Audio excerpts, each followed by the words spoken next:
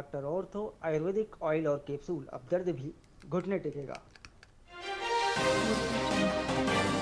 CM Vishnudeo Sai की उच्च स्तरीय बैठक। बस्तर के समग्र विकास पर सरकार का फोकस। बस्तर में शांति और विकास सर्वोच्च प्राथमिकता।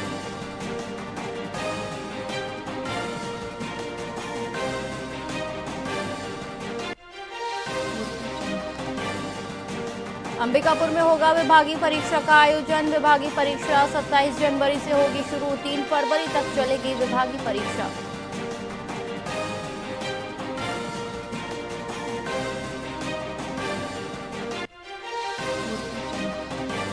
सूरजपुर में राइस मिल समिति से 1.5 करोड़ का धान गायब। राइस मिल को प्रशासन ने किया सील। समिति से गायब मिले धान की होगी जांच।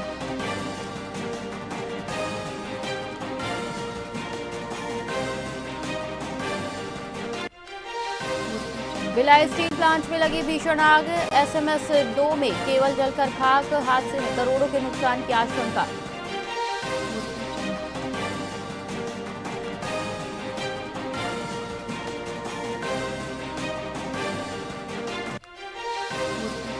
रायपुर में प्री बोर्ड तारीखें घोषित। 19 से 24 जनवरी तक प्री बोर्ड परीक्षाएं होंगी। जिला शिक्षा कार्यालय ने स्थिति स्पष्ट की।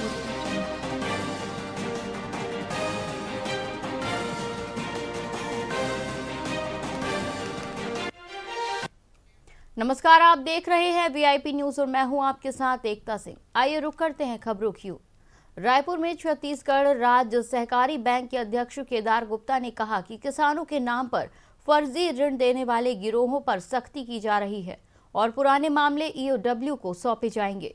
वहीं ई-केसीसी प्रणाली से फर्जी ऋण पर रोक लगी है।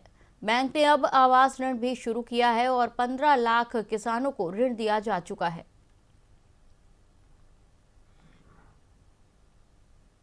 छत्तीसगढ़ राज्य सहकारी बैंक द्वारा नवाचार किया जा रहा है और सुरक्षा के पूरे उपाय के साथ नेटवर्किंग को बहुत फास्ट किया जा रहा है ताकि किसान भाइयों को उनके एटीएम, रुपए डेबिट कार्ड से पैसा मिल सके, माइक्रो एटीएम से पैसा मिल सके और जो गबन घोटाले केसीसी के माध्यम से हो रहे हैं, मुझे बताते हुए आपको ये बात खुशी होती है कि अब केसीसी अकाउंट को ब्लॉक कर दिया गया है और अब केसीसी से किसी प्रकार का घोटाला नहीं होगा।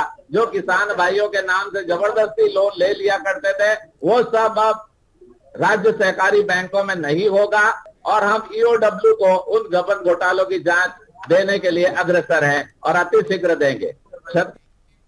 छत्तीसगढ़ में उप मुख्यमंत्री अरुण साव ने कहा कि धान खरीदी पूरी तैयारी के साथ और पात्र किसानों के लिए एक एक दाने की खरीदी होगी।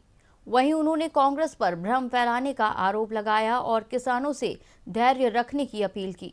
मुंगेली, धमतरी समेत कई जिलों की राइस मिलों पर अनियमितता पाई गई तो कार्रवाई की गई। सरकार भ्रष्टाचार पर जीरो टॉलरेंस नीति के तहत काम कर रही है। देखिए, माननीय मुख्यमंत्री विष्णुदेव साय जी ने बहुत स्पष्ट कहा है, पात्रता अनुसार किसानों के एक एक दाना धान की खरीदी राज्य सरकार करेगी और कांग्रेस पार्टी ने धान खरीदी के मामले में शुरू से भ्रम फैलाने का काम किया था कि सरकार की नीयत नहीं है, व्यवस्था नहीं है, तैयारी नहीं है। उन सारे भ्रम को निराधार और बेबुनियाद बताते हुए हमारी सरकार ने सुचारू रूप से व्यवस्था की, सुचारू रूप से धान की खरीदी हुई और किसान धैर्य रखें, उनके धान खरीदे जाएंगे, खरीदी जा रही है और खरीदे जाएंगे। देखिए, जहां पर भी इस तरह की गड़बड़ी की शिकायत आएगी, जांच होगी और दोषी लोगों पर कड़ी कार्रवाई होगी।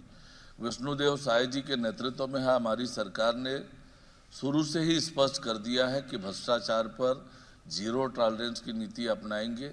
जहां पर भी इस तरह के अपराध होंगे, जांच होगी और कठोर कार्यवाही होगी। गौरेला पेंड्रा मरवाही जिले में पुलिस ने बाइक चोरी गिरोह का पर्दाफाश किया और 3 आरोपियों को गिरफ्तार कर उनके कब्जे से 3 चोरी की बाइक बरामद की। आरोपियों ने रायपुर और कुसमुंडा क्षेत्र में चोरी स्वीकार की। आपको बता दें कि यह कार्रवाई पुलिस अधीक्षक के निर्देशन में हुई। साथ ही पुलिस ने वाहन सुरक्षा और संदिग्ध गतिविधियों की सूचना देने की अपील की।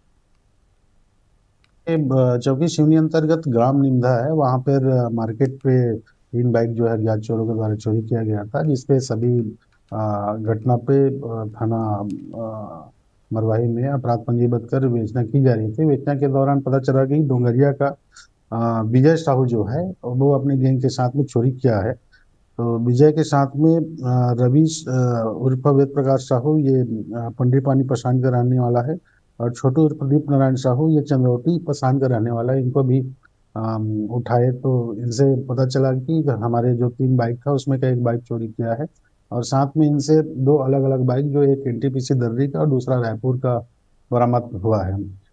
ये तीनों आरोपी को माननीय न्यायालय के समक्ष रिमांड पर पेश किया गया है।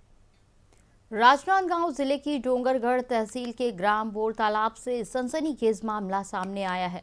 नाबालिग से दुष्कर्म के बाद जन्मे नवजात बच्चों को भिलाई के एक दंपति को बेचने का आरोप है। पुलिस ने त्वरित कार्रवाई करते हुए बच्चों को खरीदने वाले दंपति और अस्पताल के कुछ कर्मचारियों को गिरफ्तार किया है। दंपति पर पॉक्सो एक्ट के तहत मामला दर्ज किया गया है, जबकि अस्पताल स्टाफ की भूमिका की जांच जारी है।